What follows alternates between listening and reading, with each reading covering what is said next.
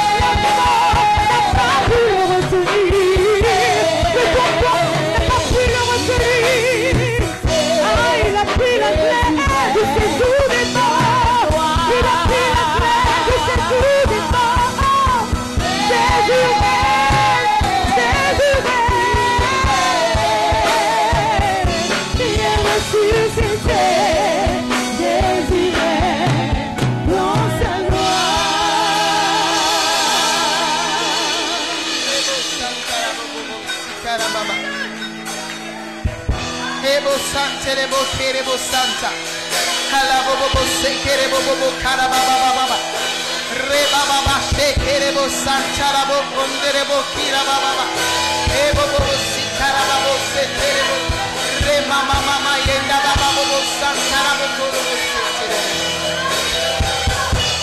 Lekolobo Santa Rabo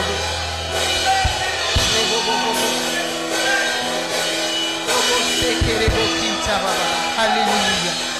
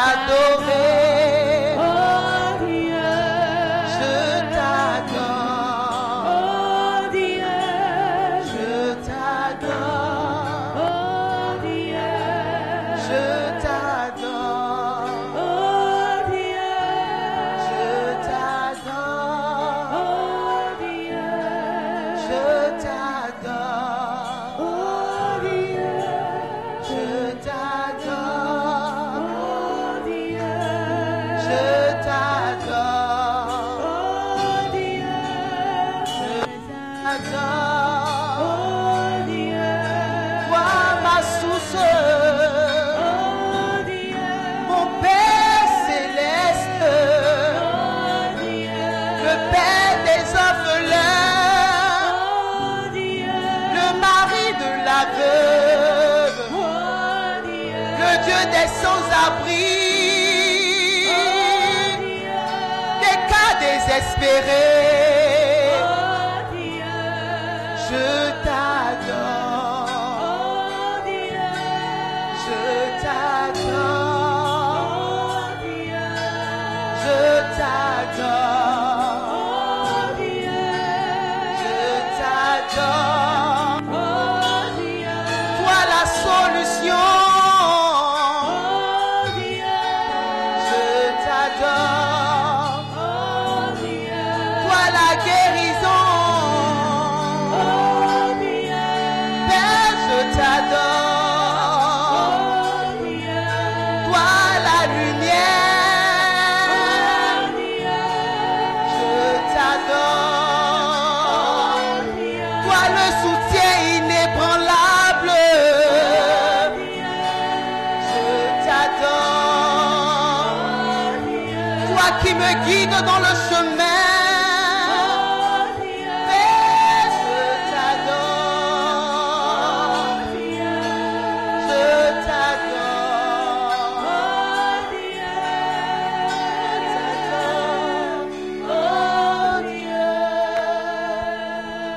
Est-ce que tu peux adorer le Seigneur?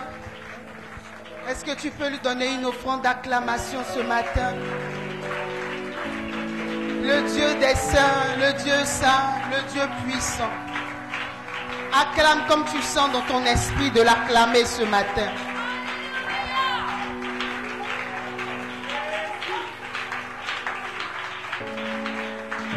Alléluia. Amen. Que le Seigneur te bénisse ce matin. Tu peux te rasseoir dans la présence de Dieu. Je nous salue dans le nom précieux de Jésus.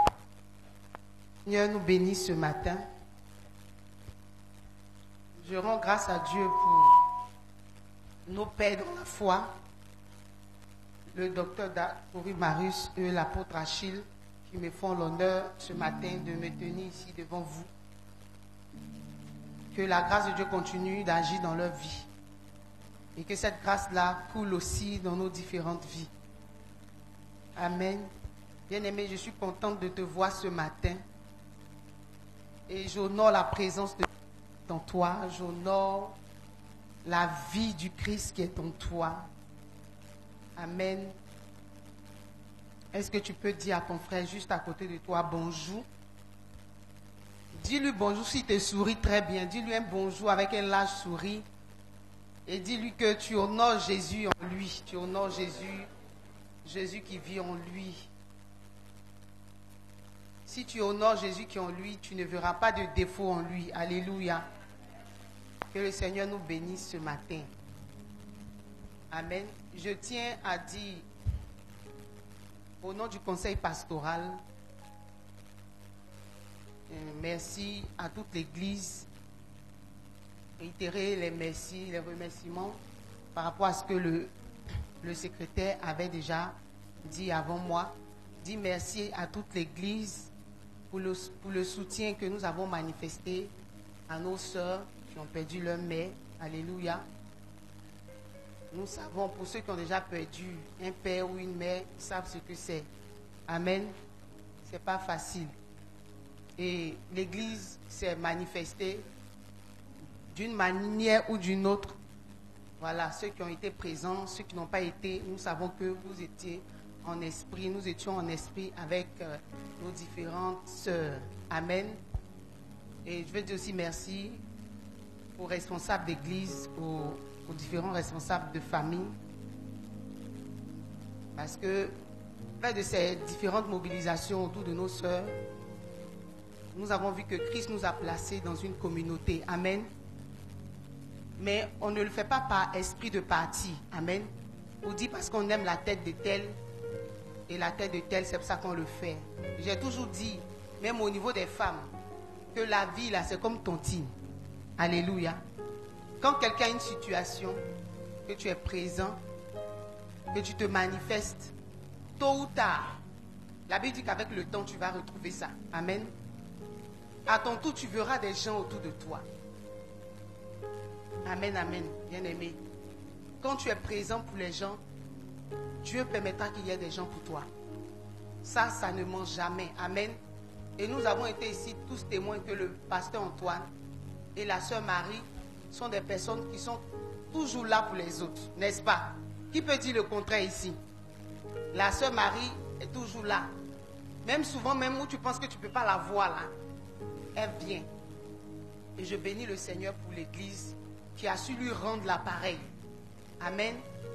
Amen. Et je veux dire à ceux qui sont là, qui ne s'intéressent pas trop à ce que nous faisons dans l'église, lorsque les informations passent, quand on te dit que telle personne est malade, telle personne a perdu quelqu'un, tu es indifférent. C'est-à-dire que tu es dans ton coin, tu ne te bouges pas. Mais ceux qui sont dans les situations aussi, ils observent ton indifférence. Ils voient que très souvent, on ne te voit pas à ces événements. Ce n'est pas seulement dans les fêtes. Mais quand tu es dans une communauté, tu es dans une église, et il y a un problème qui touche quelqu'un dans l'église, bien aimé, montre à cette personne que tu fais partie de la famille de l'église. Alléluia. Donc pour toi qui es dans l'indifférence, je veux t'exhorter ce matin à sortir de l'indifférence.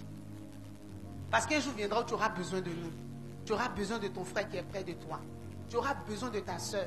Parce qu'après, ne reste pas dans les fausses frustrations.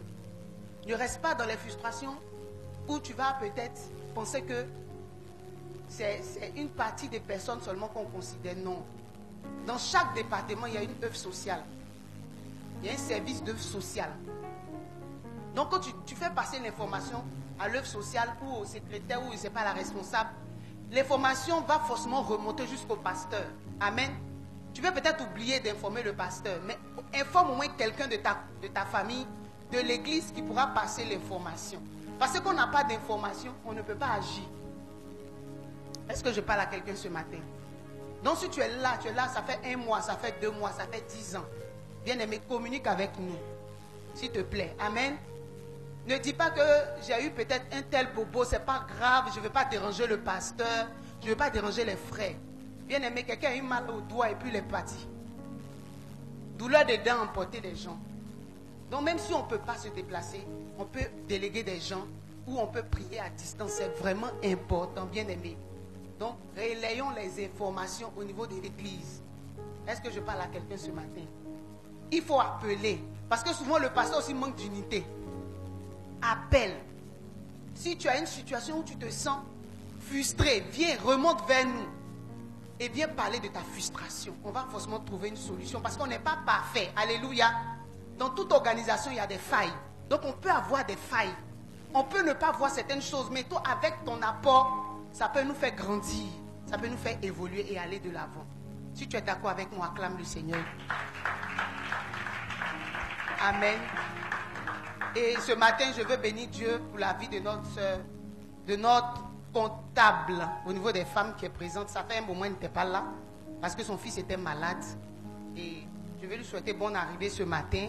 Est-ce qu'on peut acclamer le Seigneur pour la présence de Kalou Michel? C'est un bonheur de la revoir. Son fils était malade, c'est vrai. Bon, elle a reçu l'information. Elle s'est déplacée. Elle allait jusqu'au funérailles à Dabou pour soutenir la sœur Marie. Vraiment, on veut bénir le Seigneur pour son dynamisme, pour son amour, pour sa fraternité. Amen.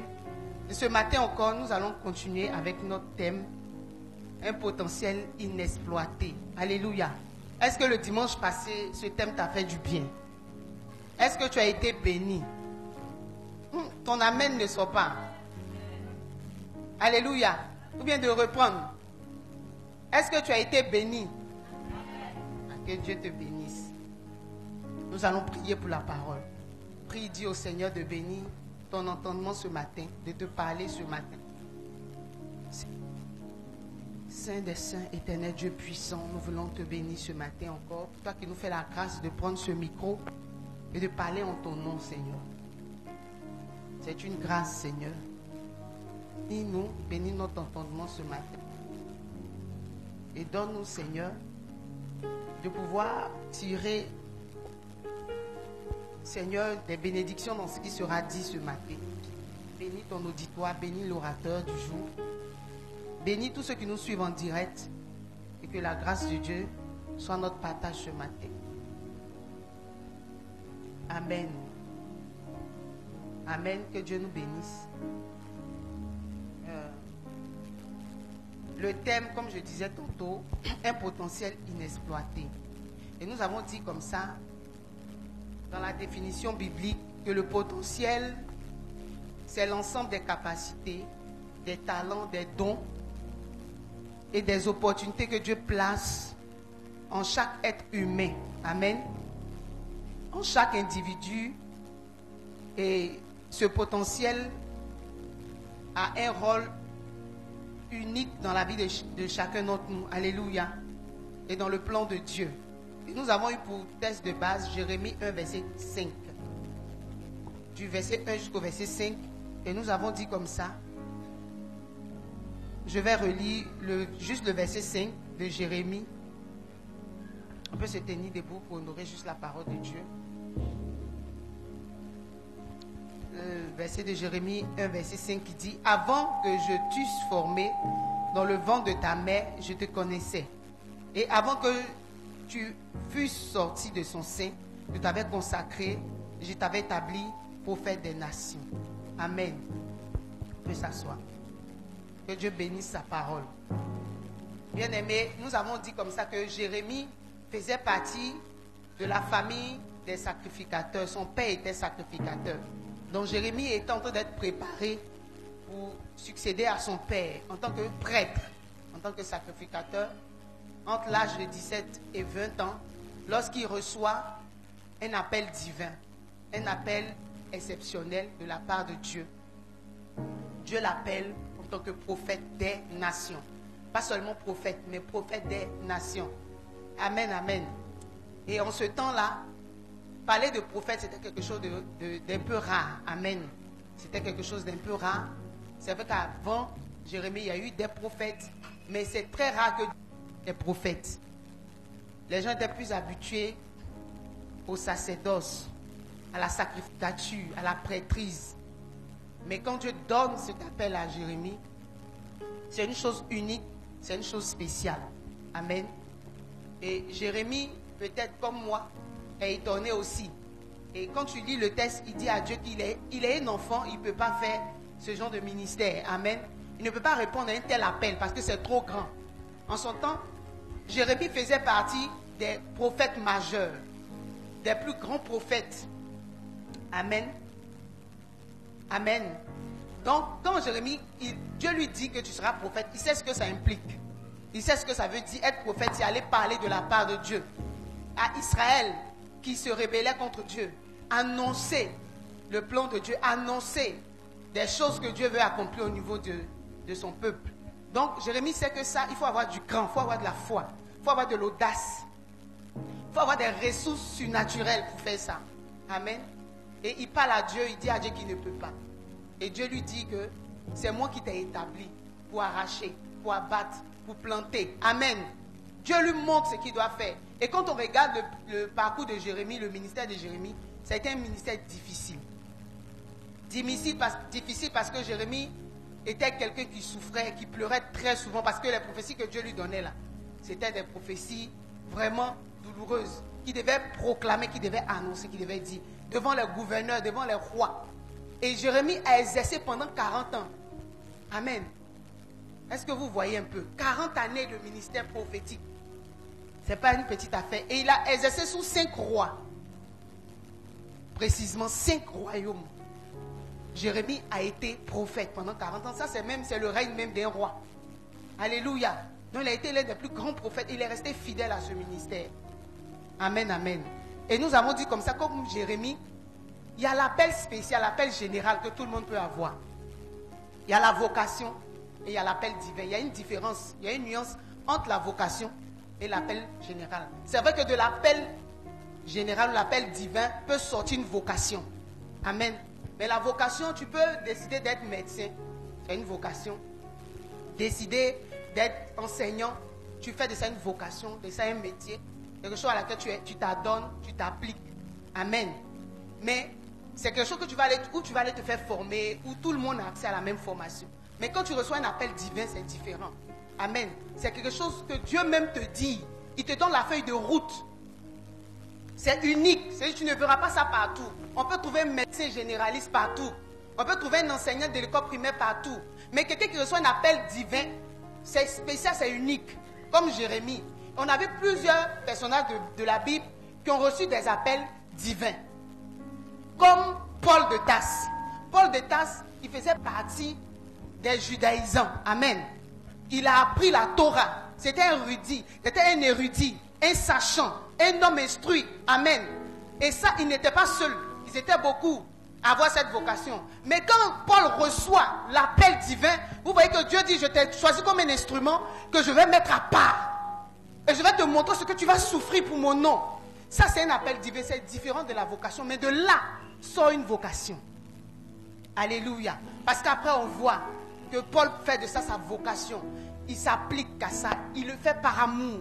Il le fait, il exerce ça aisément. Parce que là, il reçoit ça de Dieu. Mais le ministère de Paul, tu ne vas pas trouver ça chez 10 personnes. Même si tu veux l'imiter, il a une spécificité. Il y a une chose unique dans son service, dans son appel. Alléluia. Et c'est ça le potentiel. Et c'est ça le potentiel que Dieu communique à chacun. Amen. Et nous avons dit que tout ce que Dieu a créé, il a investi dans ces choses-là, un potentiel divin. Dans l'arbre, il y a un potentiel. Dans la terre, il y a un potentiel. Dans toi, en l'homme, il y a un potentiel divin. Alléluia. Et nous avons dit comme ça que nous ne devons pas avoir peur. Parce que la peur peut nous empêcher de manifester ce potentiel. Et nous avons dit aussi que Jérémie, quand il reçoit la prophétie, Dieu lui dit, depuis que tu étais dans le sein de ta mère, je te connaissais. Juste te dis que Dieu avait déjà mis ces choses en Jérémie avant même que Dieu lui parlait. C'est pas quand il entend la voix de Dieu qu'il découvre que Dieu commence à exercer ce plan-là dans sa vie. Ce plan était déjà établi. Avant même que la maman et puis le papa de Jérémie ne se croisent, Dieu avait déjà établi quelque chose pour la vie de Jérémie. Et c'est quand il croise Dieu, c'est quand il rentre en communion avec Dieu, c'est quand il parle avec Dieu, c'est quand il connaît Dieu que ce potentiel est mis en évidence sous ses yeux. C'est là qu'il a la révélation. C'est là qu'il voit les hauteurs et il se rend compte qu'en lui, il y a un potentiel divin. Est-ce que tu peux me dire Amen? Alléluia. Et j'ai dit comme ça que chacun d'entre nous ici, Dieu a déjà établi des plans pour nous. Depuis le sein de nos mères. Ta venue sur la terre n'est pas un hasard. Même si on t'a dit que tu n'étais pas prévu. Si on t'a dit que tu as une erreur, même si tu es issu d'un viol. Si on a abusé de toi et puis quelqu'un a abusé de ton parent et puis tu es né, bien aimé, ça fait partie du plan de Dieu. C'est comme ça que Dieu a prévu que tu allais naître. Amen. Dieu avait déjà établi un plan divin, spécial, unique. Mais ce plan-là, tu ne peux le découvrir si tu es loin de Dieu. Si tu n'es pas en communion avec Dieu. Ce que tu manifestes aujourd'hui n'est rien à côté de ce qui est encore en toi. Amen. La Bible dit que ce sont les choses que tu n'as jamais vues, que l'oreille a entendues, mais qui ne sont jamais montées au cœur de l'homme. Mais que Dieu garde en réserve pour ceux qui l'aiment. Alléluia. Dieu a des choses encore en réserve. Il y a encore un potentiel inexploité qui est en toi. Qui sommeille en toi. Et j'ai dit comme ça que quand Dieu nous révèle un potentiel, c'est pour nous faire sortir de la pauvreté, de la précarité, de la médiocrité. Amen. Tant que tu n'exploites pas le potentiel que Dieu te donne, c'est que tu as accepté d'être pauvre. Tu as accepté d'être limité. Tu as accepté d'être médiocre. Dieu ne veut pas la médiocrité. Nous adorons un Dieu excellent. Est-ce que tu peux dire Amen? Alléluia. Et nous avons dit aujourd'hui que nous allons voir quelques personnages bibliques auparavant pour certains qui n'avaient pas exploité ce potentiel et pour d'autres qui n'ont carrément même pas exploité ce potentiel. Amen, amen. Et avant de dire ça, nous avons pris l'exemple de la parabole de Matthieu. Matthieu 25, verset 14 à 30, où on nous parle des talents, de ce maître qui devait aller en voyage et qui a partagé les talents. On dit qu'il a donné 5 talents à un, 2 talents à un autre et 1 talent à un autre. Donc ils étaient 3. Et le 5e a multiplié, a fructifié ses talents, il a eu 5 autres talents. Celui qui en a reçu 2, on a aussi fructifié, il a eu encore 2 autres. Celui qui a eu un seul talent, il a enterré son talent. Et quand le maître vient, il demande les comptes. Chacun rend compte. On voit que les deux autres qui ont multiplié leurs talents, ils ont été récompensés. Amen. Et nous avons dit comme ça que quand Dieu te donne un talent que tu n'exploites pas, tu ne fructifies pas, tu ne seras pas récompensé. Tu n'auras pas de récompense. Parce que chaque talent que nous avons nous accorde des récompenses. Amen. Et celui qui a enterré son talent, qui n'a pas pu fructifier ce talent, il a été réprimandé. Et quand tu as un talent que tu n'exploites pas, que tu ne mets pas en valeur, tu seras réprimandé. Dieu peut même t'ôter ce talent, parce que dans le verset on a dit que le maître a dit, ôtez-lui ce talent, donne-lui à celui qui en a reçu 5. Amen. On t'arrache ce que même tu pensais avoir et donne à celui qui en a plus. Amen, amen. Parce que tu n'as rien fait avec. Le pasteur Antoine a dit ce matin que ce qui est bon dans cette histoire, c'est que chacun de nous a au moins un talent. Si tu n'en as pas beaucoup, tu as au moins un. Maintenant, quand le 1 là, tu ne fais rien avec, Dieu va prendre ça pour donner à celui qui en a 10, qui en a 20, qui en a 50. Et tu vas dire, pourquoi c'est toujours eux? Pourquoi c'est toujours eux qui avancent? Pourquoi c'est toujours eux qui réussissent? Pourquoi? Parce que toi, le seul talent que tu as là, tu as enterré ça. Et le maître a dit quelque chose à cet ouvrier. Il a dit, méchant et paresseux ouvrier. Alléluia. Sa méchanceté et sa paresse ont fait qu'il n'a pas raté le talent qu'il a reçu. Amen, amen. Amen. Est-ce que je parle à quelqu'un ce matin? Bien aimé, j'ai dit que le potentiel, ce sont des capacités. C'est des habilités. C'est une manière de savoir faire les choses. Peut-être que tu sais faire du toffee. Mais toi, ton toffee que tu fais là, c'est tellement unique que quand on mange, on ne retrouve pas ça ailleurs. Amen. Tu as reçu un don spécial pour faire ça. C'est la nourriture que tu fais. Tout le monde prépare, mais quand toi tu prépares, il y a quelque chose de spécial dedans. Quand on parle de potentiel, ne vois pas ceux qui prêchent seulement. Ne vois pas ceux qui chantent. Ne vois pas ceux qui balaient l'église. Le potentiel même se manifeste chez toi à la maison, au bureau, dans la politique, partout. Dieu met en nous un potentiel. On voit dans le cas de Joseph, on va voir tout ça entre les personnages bibliques. Il a eu un potentiel, mais il n'a pas brillé en tant que pasteur, en tant que prêtre, ou bien. Pourtant, il vient d'une famille où Dieu a choisi des leaders qui ont parlé de la part de Dieu, qui ont donné des messages. Il avait ce don en lui, mais il a plus exercé dans la politique, dans le gouvernement. Amen. Bon, Dieu qu'on nous avait mal informés. On pensait qu'en venant à l'église, on vient s'asseoir là, on nous prêche le paradis et on attend la mort pour aller rencontrer Jésus.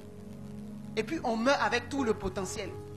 Bien aimé, on a dit comme ça que l'endroit où il y a un gisement d'or incroyable, c'est pas en Arabie. Où il y a du pétrole là, c'est pas en Irak. Où il y a le diamant, c'est pas en Afrique, c'est au cimetière. Parce que beaucoup de chrétiens malheureusement sont décédés avec un potentiel inexploité. Parce qu'ils étaient dans l'église, on leur prêchait le paradis. Oui, le paradis est la vérité, est vrai. Nous allons aller au paradis. Mais avant d'aller au paradis, il y a un paradis sur terre que Dieu a créé. Et il a investi ça dans le potentiel qu'il a mis en toi. Mais quand tu viens à l'église, que tu es assis là, et tu penses que venir à l'église, c'est juste crier Alléluia, sauter, danser. Et tu penses que tu perds ton temps à l'église, bien aimé, tu n'as rien compris. Quand tu regardes l'histoire des gens qui brillent aujourd'hui, tu vas voir qu'il y a Dieu dans leur affaire. Sans vous mentir, vous voyez aujourd'hui le président Trump, il a été réélu. Pourquoi? Parce qu'il a prôné Jésus dans toutes ses campagnes. Dans son premier mandat, mais il y avait une cellule de prière à la Maison Blanche. Alléluia. Les gens ont tout fait pour ne pas qu'il soit président. Ils ont fait tout ce qu'ils pouvaient. Moi, je me rappelle que j'avais eu un songe où Trump était président. Il m'avait même donné des dollars. J'ai écrit même dans mon cahier de prophétie. En ce moment, il était encore président. J'ai cru qu'il allait continuer son mandat quand il a été déchu. Et l'autre est venu. Je me suis dit que bon, peut-être que c'est une image que Dieu voulait me montrer. Mais quand il est réélu, je dis Dieu est fidèle. Alléluia. Amen. Dieu a investi quelque chose en lui qui veut communiquer au monde. Dans sa campagne, ils ont parlé de Jésus. Il a dit le boss, ça m'a plu. C'est Jésus le boss. Il a dit c'est Jésus le boss. Il a mis Jésus en avant. Tous ceux qui ont brillé, qui ont prié, véritablement, si tu brilles sans Jésus, ta fin est terrible. Parce qu'on voit des gens qui ont brillé, après ils deviennent fous. La Bible dit la bénédiction de Dieu n'est suivie d'aucun chagrin. Dieu ne peut pas te bénir, puis à la fin, tu vas te promener nu. Amen. Mais tu vois des gens qui finissent mal parce qu'ils ont volé les bénédictions des autres pour pouvoir se positionner. Ils ont fait des mauvais coups dans les bureaux pour qu'on renvoie telle personne. Qu'ils lui prennent sa place. Mais Dieu n'a pas besoin qu'on renvoie quelqu'un pour toi. Dieu peut créer une situation pour que tu sois élevé sans que quelqu'un ne tombe. Il est Dieu. Alléluia. Et tous ceux qui brillent aujourd'hui, c'est parce qu'ils ont eu un accord avec Jésus. Même s'ils sont pas, on va dire, ils n'ont pas une profondeur aussi poussée avec Dieu. Mais du moment où ils mettent Dieu en avant, bien aimé, il y a quelque chose qui se passe. Jésus a dit, tant que vous n'élevez pas le Fils de Dieu, vous ne le connaîtrez pas. C'est quand tu commences à l'élever, tu vois sa gloire, tu vois sa grandeur. Amen, amen. Bien aimé, c'est important ce thème que je traite là. Vraiment, que le Saint-Esprit t'aide à comprendre ta part et à prendre ta part. Et je crois que quelque chose va changer dans ta vie. Tu n'es pas venu ici pour acclamer, pour danser seulement. Tu es venu parce qu'il y a une destinée surnaturelle qui doit s'accomplir dans ta vie. Dieu t'a conduit ici parce qu'il a mis un potentiel à un serviteur de Dieu qui va faire des prières sur ta vie et ces prières-là vont décanter des choses dans ta vie. Amen. Vous avez vu comment le président Trump était entouré de Dieu à son investiture. Je ne sais pas si ils ont déjà fait l'investiture, mais j'ai vu des gens commencer à prier. Ils ont commencé à prier sur lui. Les hommes de Dieu ont commencé à prier, proclamer. Après ça, j'ai vu tous les membres de sa campagne, ceux qui ont fait la campagne avec lui, en train d'adorer le Seigneur, célébrer le Seigneur. Bien aimé, c'est extraordinaire. Alléluia. Quelques personnages bibliques. Nous allons prendre Exode 3, à partir du verset 4 jusqu'au verset 12. Le pasteur Antoine va nous aider aussi avec la lecture.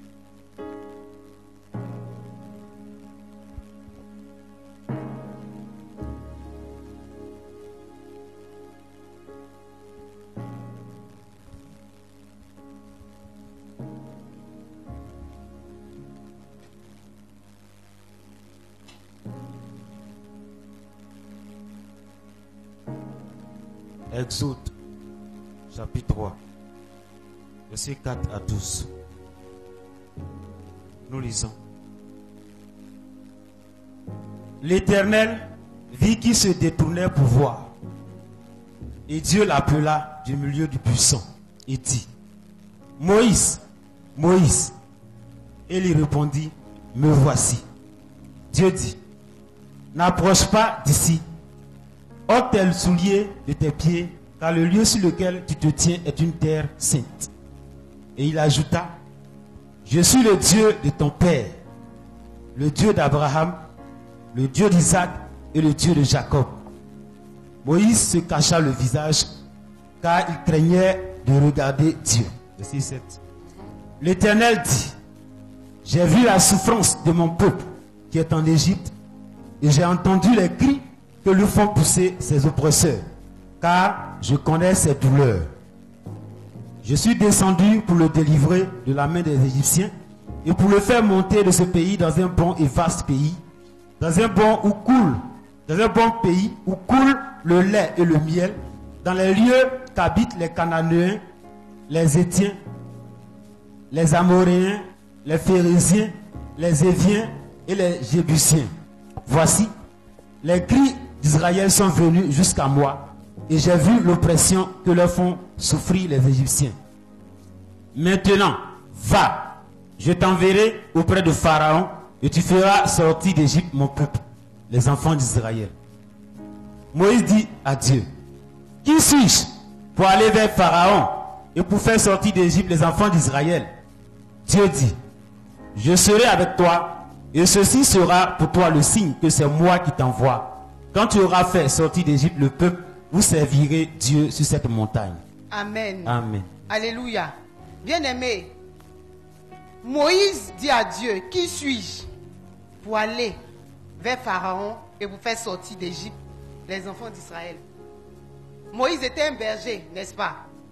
Moïse a fui après le meurtre qu'il avait commis et il exerçait en tant que berger. Et quand Dieu lui dit qu'il va aller libérer Pharaon, il n'a pas d'armée. Quand on parle de Pharaon, c'est une nation. On sait que Pharaon est comme un chef d'État. Il a une armée. Et tu me dis d'aller libérer le peuple d'Israël. Quoi? Alléluia. Bien aimé. Vraiment, Dieu est bizarre. Donc, Moïse il ne voit pas en lui un homme capable de faire sortir Israël de la domination de Pharaon. Quand on parle de Pharaon, on sait que Moïse a été à l'école de Pharaon, il a été dans le palais de Pharaon, il a été éduqué par la famille des Pharaons. Alléluia. Donc quand Dieu lui dit ça là, vraiment lui voit autre chose. Amen, amen. Mais Dieu ne voit pas ce que tu vois. Alléluia. Dieu voyait un autre potentiel. Il voyait une autre manière d'exercer avec Moïse que Moïse ne pouvait pas s'imaginer. Amen, amen. Et au verset 10, prends le Exode 4, verset 10, s'il te plaît. Moïse dit quelque chose à Dieu. Exode 4, verset 10. Moïse dit à l'Éternel, ah, Seigneur, je ne suis pas un homme qui ait la parole facile. Et ce n'est ni d'hier, ni d'avant-hier, ni même depuis que tu parles à ton serviteur. Alléluia. Amen. Donc vous voyez, Moïse dit à Dieu, il met en évidence devant Dieu ses incapacités. Il met ses doutes, il met ses peurs devant Dieu. Il dit à Dieu, ah, moi je ne sais pas parler. Et puis ce défaut-là, je n'ai pas ça, ce n'est pas aujourd'hui. Hein. Depuis que je suis né là, j'ai bec. Alléluia. Seigneur, je ne peux pas aller devant Pharaon. Amen, amen. Bien aimé, qu'est-ce que ce petit passage nous enseigne? Ce passage nous enseigne que Dieu est celui-là qui est avec toi et qui peut t'aider malgré les doutes qui sont en toi. Malgré les incapacités que tu peux voir en toi, Dieu est capable de t'utiliser pour faire des choses incroyables. Alléluia. Alléluia. Et que c'est avec l'aide de Dieu. Il a dit, je serai avec vous, n'est-ce pas? Au verset 12. Pasteur, tu peux lire le verset 12. Verset 12.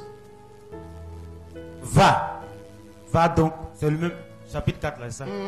Non, chapitre 3, verset 12. Verset 12, chapitre 3. Il dit, Dieu dit, je serai avec toi, et ceci sera pour toi le signe que c'est moi qui t'envoie. Amen. Amen. Amen. Je serai avec vous. Et ceci sera un signe. Moi, Dieu là, je suis avec vous. C'est moi qui vous envoie aller libérer le peuple d'Israël. Bien aimé, Moïse était un exemple pour toi et moi. Moïse qui fuyait Pharaon. Moïse qui pensait qu'il n'avait pas la parole facile, qu'il ne pouvait pas se tenir devant Pharaon. Qui était un simple berger dans le désert. Il voit Dieu l'utiliser. Il voit Dieu le qualifier pour cette mission que Dieu veut lui confier. Bien aimé, c'est Dieu qui qualifie. Quel que soit le niveau que tu as, quel que soit ce que tu penses que tu ne peux pas faire, c'est Dieu qui met en toi la capacité pour accomplir ce qu'il t'a confié d'accomplir. Est-ce que tu peux me dire Amen? Alléluia. Quand Moïse accepte le plan de Dieu, quand il accepte de partir, quand il accepte de devenir le chef d'Israël, le libérateur du peuple d'Israël, Dieu va faire des miracles avec lui. Est-ce qu'entre nous, ils ont la conversation dans le buisson, et quand il voit Dieu transformer son bâton, on ne sait pas s'il pouvait s'imaginer que Dieu pouvait accomplir ces choses avec lui. Est-ce qu'il pouvait s'imaginer cela? Amen, amen.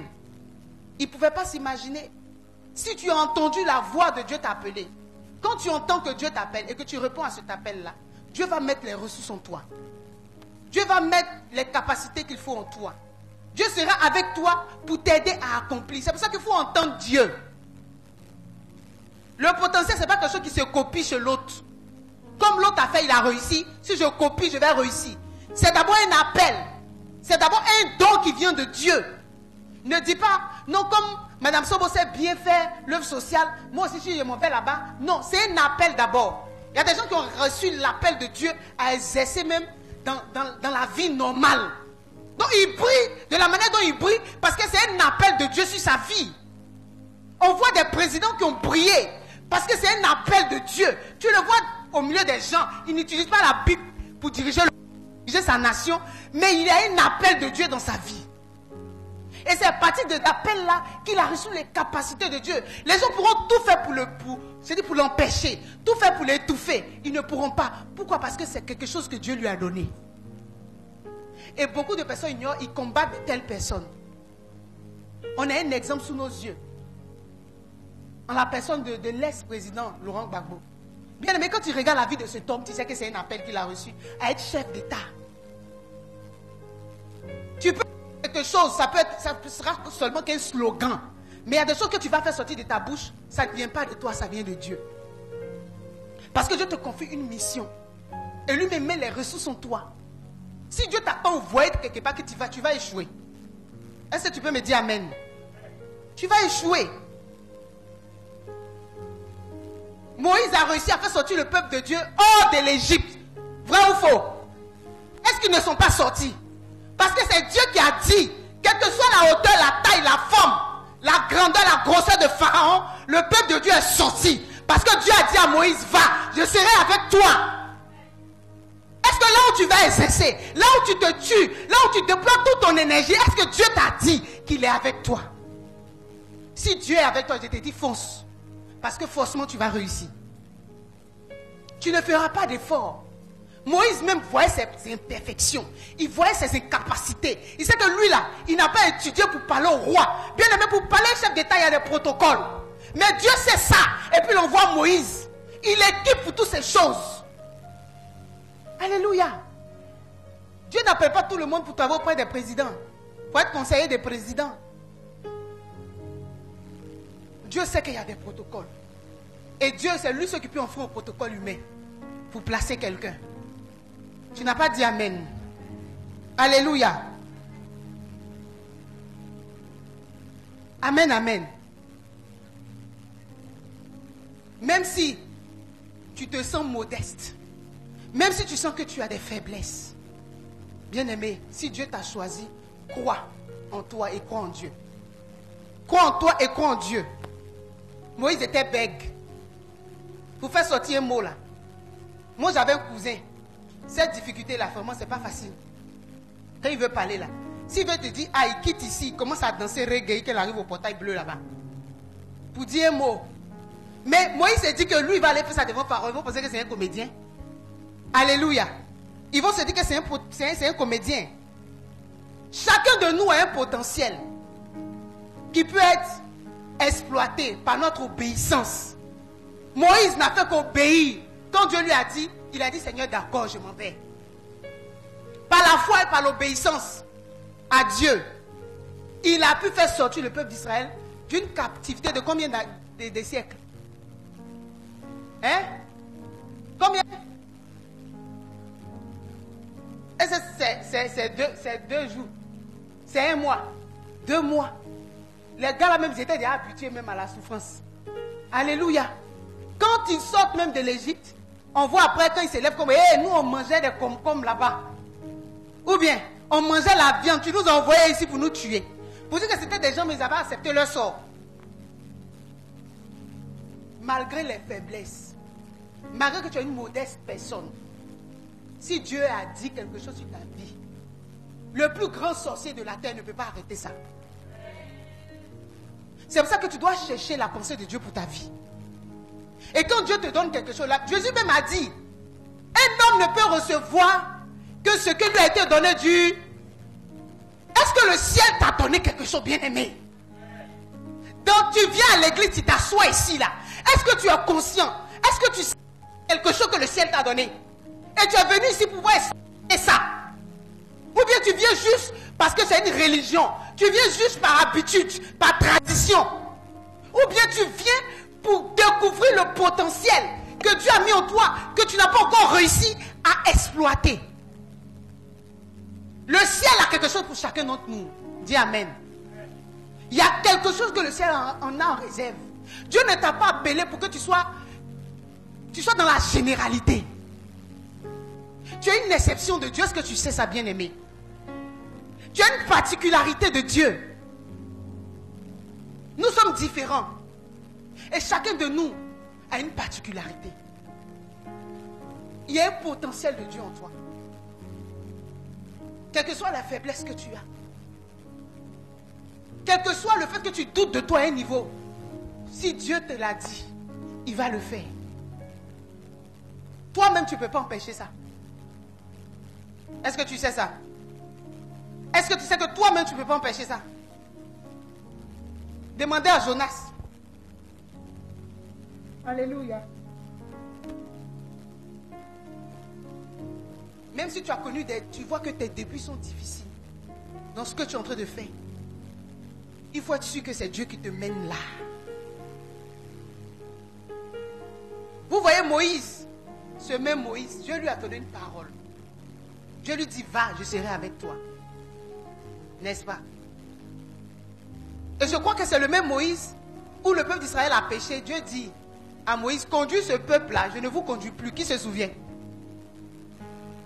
Hein? Dieu a dit à Moïse, le peuple avait péché. Dieu était fâché, puis il a dit à Moïse, moi, ce peuple-là, c'est fini, je ne suis plus avec vous. Toi-même, Moïse, conduis. Moïse a dit, Seigneur, si tu n'es pas avec nous, moi, Moïse, je ne bouge pas. Le chant qui dit, pas un pas sans toi, ça vient de Moïse. Moïse dit, Jésus, sans toi, moi, je ne bouge pas. Parce qu'il avait déjà reçu une parole de Dieu qui dit, je suis avec vous. Et puis aujourd'hui, tu me dis que tu n'es plus avec moi. Et je sais que c'est parce que tu es avec moi que j'ai eu tous ces exploits-là. C'est parce que tu es avec moi que j'ai réussi. Mais là, tu me dis que d'aller sans... Mais quand Moïse regarde son chemin sans Dieu, c'est un chemin flou. C'est la confusion. C'est l'échec. Il dit, Seigneur, pas un pas sans toi. Sans toi, nous ne bougerons pas. Bien aimé, combien de fois nous bougeons sans Dieu? Combien de fois nous nous engageons dans des choses et puis on vient s'asseoir après pour pleurer? Combien de fois tu allais payer quelque chose? C'était pas prévu par Dieu, puis tu as payé, puis après tu vois que c'est inutile. Dès que tu as fini de payer, tu ne sais même pas, mais pourquoi j'ai payé ça même? Tu as eu l'argent dans ta main, tu as fait des dépenses, et puis après tu te rends compte que je n'aurais pas dû dépenser là. Pourquoi? Parce qu'à chaque fois que tu fais un pas, tu exclus Dieu. Parce que tu penses que tu es l'auteur de ta vie. Parce que nous pensons que nous sommes l'auteur de nos vies. Dieu dit à Jérémie, avant que tu ne sois dans le ventre de ta mère, je te connaissais. Je t'ai établi prophète des nations. À chaque fois que nous faisons des pas, est-ce que nous savons qu'il y a un Dieu qui marche avec nous? Est-ce que nous savons qu'il y a quelqu'un qui s'est engagé dans cette histoire avec nous? Est-ce que tu sais que ton histoire est divine? Est-ce que tu sais que ton histoire est spirituelle? Est-ce que tu sais que toi, tu n'es pas mélangé aux autres? Et que toi, tu n'es pas ton Dieu. Et quand tu regardes ton parcours, il y a eu Dieu dans ton histoire. Il y a eu Dieu dans ton histoire. Là où tu es arrivé aujourd'hui, quand tu t'assois, tu réfléchis. De comment tu es né. De là où tu as fait ton enfance. Des choses que tu as fait. Tu vois qu'il y a Dieu dans ton histoire. De là où tu es aujourd'hui, tu vois qu'il y a Dieu dans ton histoire. C'est pour ça que Dieu dit au peuple d'Israël, quand vous allez manger, quand vous serez rassasiés, quand vous serez habillés, n'oubliez pas l'Éternel, votre Dieu. Est-ce que tu sais qu'il y a Dieu dans ton histoire? Et que Dieu t'envoie ici. Parce qu'il veut te montrer qu'il a déposé des choses encore qui sont inexploitées. Des gisements d'or, de pétrole, de diamants, de pierres précieuses qui sont en toi. Et que tu seras une bénédiction, une source de bénédiction. Tu n'es pas venu seulement ici pour regarder le pasteur prêcher ou danser pour partir. Il y a une révélation sur ta vie. Il y a une révélation sur ta vie. Je prie ce matin que Dieu ouvre tes yeux. Que les écailles tombent de tes yeux. Et que tout ce que le diable avait mis comme voile pour t'empêcher de voir ces choses, que ces choses quittent au nom puissant de Jésus. Alléluia. Bien aimés, nous allons prendre le cas de Gédéon. Un autre potentiel qui ne savait pas qu'il avait un potentiel extraordinaire. Gédéon, Juge 6, verset 12. Et après, Juge 6, verset 15.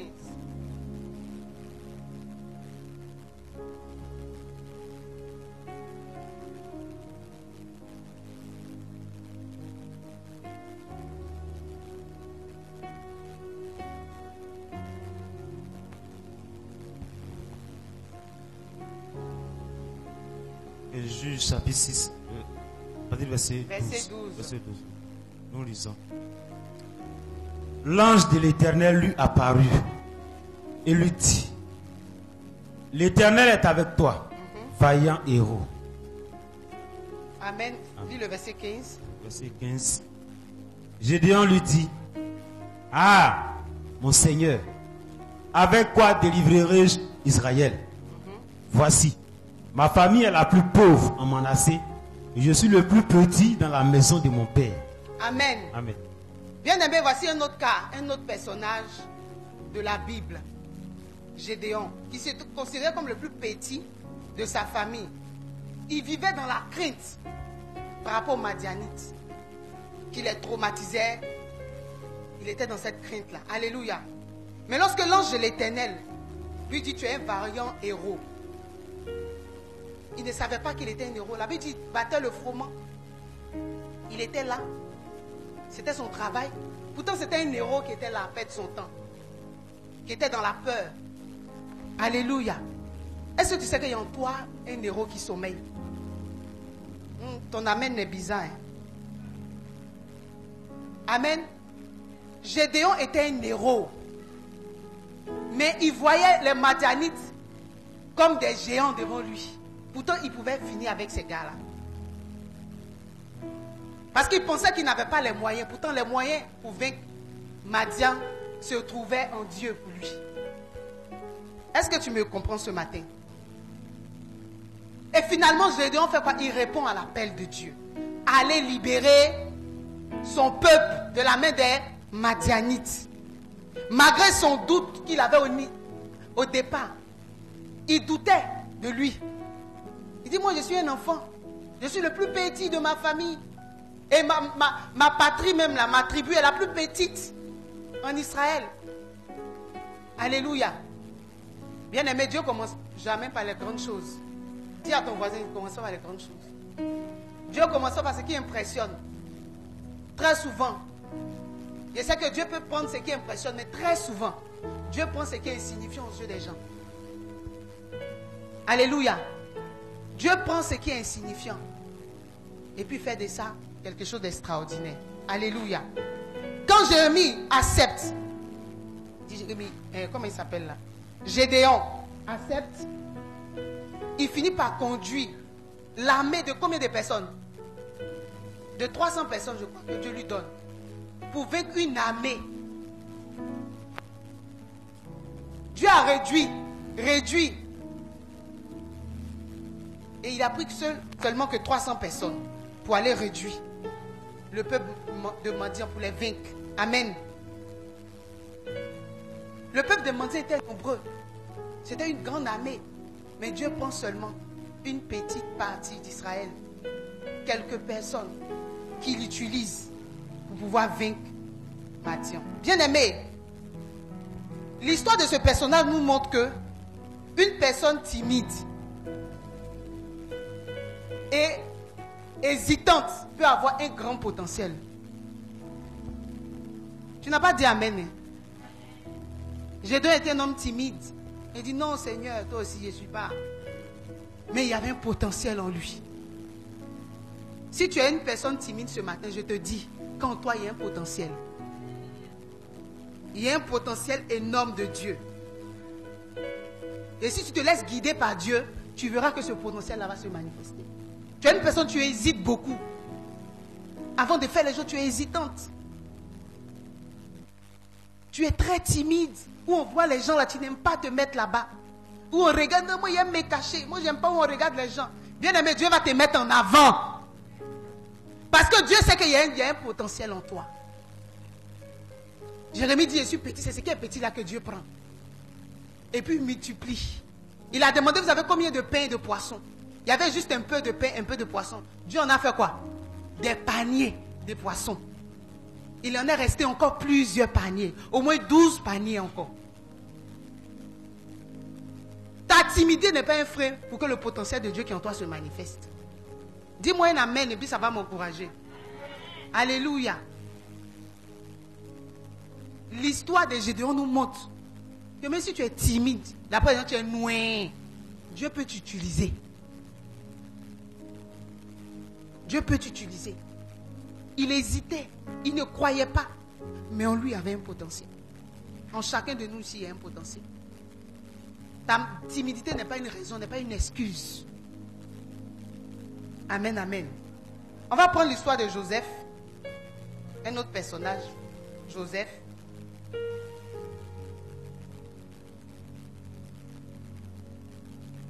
Genèse 50, verset 20.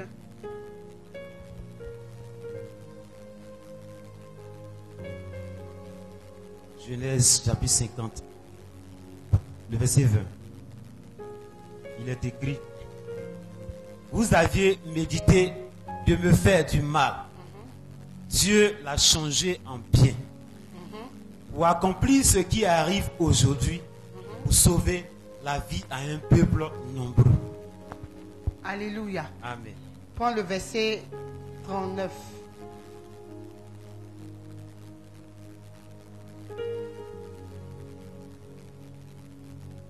Genèse 39 du moins.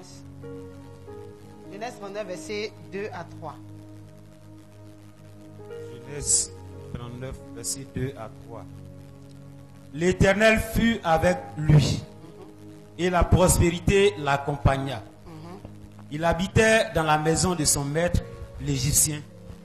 Son maître vit que l'Éternel était avec lui, et que l'Éternel faisait prospérer en ses mains tout ce qu'il entreprenait. Amen. Amen. Bien-aimé, Joseph avait des dons, sinon je peux dire un potentiel de leader. Amen. Il avait des dons de leadership, mais qui ne savait pas en ce moment-là. Alléluia. Il avait des visions. C'était des potentiels que Dieu avait mis en lui. Amen. Dès son jeune âge, il était déjà un leader. Il avait des dons de leadership. Parce que déjà, son papa le responsabilise par rapport à ses frères. Ses grands frères, lui qui est l'avant-dernier. C'est lui qui doit aller prendre les nouvelles de ses frères, faire les points à son papa. Il devait veiller sur eux. C'est lui qui faisait les rapports. Si elle n'a pas travaillé, c'est lui qui va aller faire les rapports. Donc, il avait déjà, dès son jeune âge, un don de leadership. Il avait des dons de vision. C'était un visionnaire. Il voyait des choses qui allaient venir. Mais il était haï. Alléluia. Il était haï et incompris par ses frères. Amen, amen. Ses frères l'ont haï au point où ils l'ont vendu. Amen, amen. Ils l'ont vendu comme esclave. Mais ce qui m'impressionne, c'est que malgré toutes ces épreuves, Joseph est resté fidèle à Dieu. Alléluia. Il est resté fidèle à Dieu. La haine de ses frères n'a pas pu éteindre son potentiel. N'a pas pu empêcher son potentiel. Bien aimé, les gens vont peut-être te haïr. Les gens ne sont pas obligés de t'aimer. Alléluia. Mais ça ne doit pas empêcher que ce que Dieu a mis en toi se manifeste. Mais nous avons vu des gens qui sont réduits à ça, on ne m'aime pas. Donc parce qu'on ne t'aime pas, tu es resté là. Tu t'es pas, comment on va dire ça, déployé. Tu n'as pas pu faire sortir le potentiel que toi, tu es resté figé sur la haine des gens par rapport à ta vie. Et très souvent pour ça, le potentiel en toi meurt. Amen, amen. Malgré la haine que ses frères avaient pour lui, il est devenu ce que Dieu a dit. Vrai ou faux? Il est devenu ce que Dieu a dit.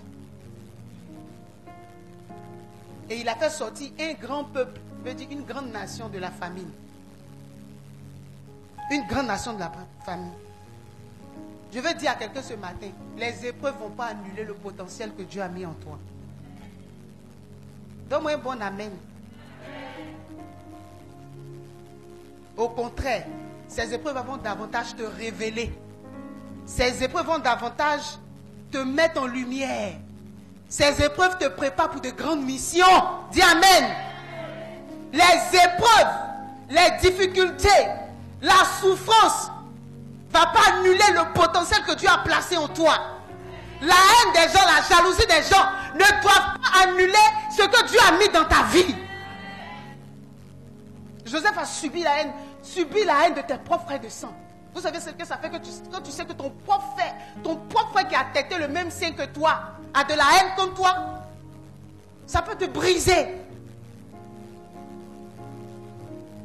Pour d'autres, c'est les propres parents, ton propre père ou ta propre mère qui te hait. Tu sais ce que ça peut faire à quelqu'un? Un enfant même qui sait qu'il n'est pas aimé, bien aimé, ça peut éteindre un potentiel extraordinaire. Ça peut tuer un potentiel extraordinaire. Mais nous voyons avec David. David était mis à l'écart. Mais le fait qu'il soit mis à l'écart, empêcher que le potentiel de Dieu, pour qu'il soit roi, se manifeste. L'épreuve que tu vis aujourd'hui, par laquelle tu passes, ne va pas annuler ce que Dieu a mis en toi. La Bible dit que Dieu ne se répand pas de ses dons et de son... De son quoi? De ses dons et de ses appels. Il ne se répand pas de ça. Ce que Dieu a dit, il va le faire. Tu souffres. Et tu souffriras encore. Plus vous souffrirez, vous aurez de la joie. Alléluia. Vous aurez des joies. Amen. Mais c'est bon parce que ça te prépare. Bien-aimé, au lieu de t'asseoir là pour pleurer. Amen, amen. Dieu est celui qui surclasse les gens. Là où les gens t'ont classé et puis t'ont mis là, Dieu va te surclasser. Dieu va te mettre au-delà. Les gens ont dit que toi, ils t'ont même donné des noms même. Le vaurier, le chômeur, la stérile. Le cocon arrive encore. Le moisi arrive encore. Les gens t'ont surnommé. Monsieur, je sais tout arrive. Cousin dans ma famille là-bas, là, lui, oh, tu ne veux pas dire quelque chose, puis Martial il n'a pas quelque chose à dire. Non, l'a surnommé Victor Hugo. Quand il arrive, il va dire Victor Hugo arrive. Alléluia. Parce qu'il va dire ce mot. Il sait tout. Donc souvent là, les autres ont classé. Mais Dieu te déclasse. Il va te déclasser. Ils vont dire, voici celle qui ne garde pas Marie là. Celle que garçon jette. Celle-là, elle n'a pas pu garder Marie. Vous la voyez comme ça là. Garçon même, cette elle est fatiguée des garçons. Alléluia. Mais Dieu, ce qu'il a mis en toi, ce que les gens disent de toi ne peut pas annuler ça. C'est pour ça que tu dois être fier d'avoir Jésus. Parce que quand Jésus te choisit, bien-aimé, c'est au-delà de partir au paradis. Il y a quelque chose que Dieu veut faire en toi. Que le Saint-Esprit illumine ton esprit ce matin. Sors de, je veux dire quoi? Sors de frustration. Sors des blessures qu'on t'a infligées à cause de ce que tu vis en ce moment. Parce que tant que tu es figé sur ces blessures, tu es assis. Et rien ne se passe dans ta vie. Tant que tu vas dire, moi on ne m'aime pas. Moi dans ma vie, il n'y a jamais eu quelqu'un pour me pousser. Moi dans ma vie, on ne m'a jamais regardé.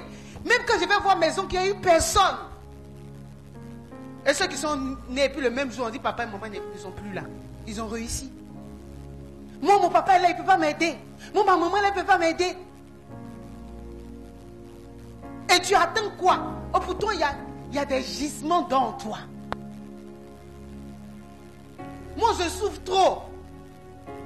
Je ne sais pas même pour moi même là. Si c'est moi, je ne sais pas, mais ceux qui ont crucifié Jésus. Rien ne marche. Je suis toujours au même niveau. Je souffre trop, ce n'est pas la peine. Donc, les épreuves, pour toi, ont réussi à t'éteindre. À cause des épreuves, tu ne peux plus prier Dieu. À cause des épreuves, tu ne peux plus venir à l'église. Parce que tu penses que c'est en t'asseyant, en admirant l'épreuve, en mangeant l'épreuve, que tu vas t'en sortir, bien-aimé. Alléluia. Tu dois passer par l'épreuve. Parce que ça te prépare. C'est le chemin de la formation. De la préparation. Comme une femme qui disait, donc toi tu ne souffres pas. Alléluia. Ça m'a fait rire. Mais elle dit, donc toi tu ne souffres pas. Tu vas réussir comment? Il faut demander à ton voisin, non toi tu ne souffres pas. Pose-lui la question. Il ne va rien te faire. Dis-lui, non toi tu ne souffres pas. Il faut lui dire, donc toi tu ne souffres pas. Donc il faut lui dire, tu vas réussir comment? Parce que la souffrance, ça c'est le feu qui va épurer le potentiel qui est en toi. Moi j'ai connu des gens, c'est la souffrance qui a fait qu'ils ont su qu'il a don de tirer placali.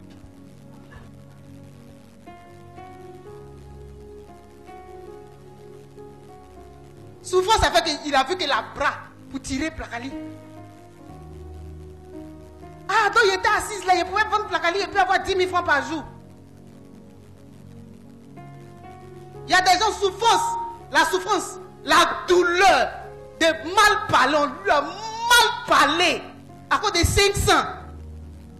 Ça fait sortir un talent en lui. C'est-à-dire qu'on lui a parlé mal, quand il s'est effrayé là, le talent est sorti. Acclame bien si tu veux acclamer.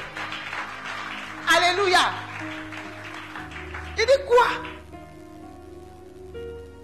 Attends-moi. C'est-à-dire tellement le parler les rentré en lui. Il a dit, moi on va plus jamais dans ma vie là. Je n'ai plus jamais accepté que quelqu'un me parle mal. Donc ce qu'il doit faire pour qu'on ne me parle plus mal là, il a fait ça. Et puis il a fait, il est devenu quelqu'un dans la vie. Des gens, la souffrance a fait qu'il a vu de la force pour pousser bourrette. Il ne savait pas qu'il pouvait faire ça. Bien-aimé, l'épreuve te prépare pour des grandes missions, pour des choses extraordinaires, pour que tu aies de quoi dire aux gens. C'est quand tu vas dormir dans le salon des gens, puis matin, on te réveille pas, tu entends fia, on balaye sous tes pieds pour soulever tes pieds. C'est comme ça on te réveille. Mais quand tu vois ça là, quand tu t'assois quelque part, tu dis, hé Seigneur.